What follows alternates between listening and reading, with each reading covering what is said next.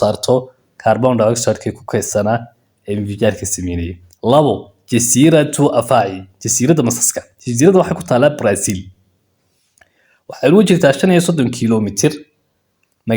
wadanka Brazil jasiiradan sida caadiga ah waxa ku noolaan jiray dad laakiin dadkii waxa uga baxeen masas jasiirada oo dhan waxa la wareegay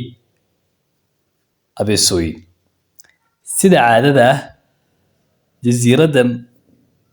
ma jiraan ugaarsata masaska taasina waxay keentay in ay laba jibaar ay ku noqdaan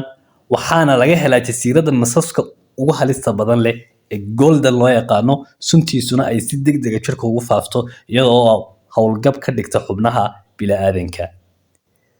jasiiradan loo yaqaano jasiirada masaska ee ku taala Brazil haddii uu qofku galo tallaabo ka soo qaado wuxuu khatar ugu jiraa inuu qalino masku saastabteed dawladda Brazil waxay go'aansatay inay xanibto oo ay xidho jasiiradan dadkeena laga saaray iyaga ayaana la wareegay jasiirada sidoo kale waxay ku dhex taalaa bad taasina waa sababtay in masasku ay sameyn waayaan inay dhaafaan halkana ay ku tarmaan waxaa la sheegaa qoysaskii ugu dambeeyay waqtiga deganaan jiray in habeenada kamid ay uga soo wada dhaceen abeesooyinku daaqadihii iyo albaabadii ayna isku dayeen inay baxsadaan laakiin jasiiradii badda ay ku dhinteen taasina ay keentay markaa in intii joogtana ay ka tagaan sababtoo ah jasiiradan waxay u jirtaa Brazil sida caadiga ah 35 kiiloomitir way adag tahay qofku inuu helo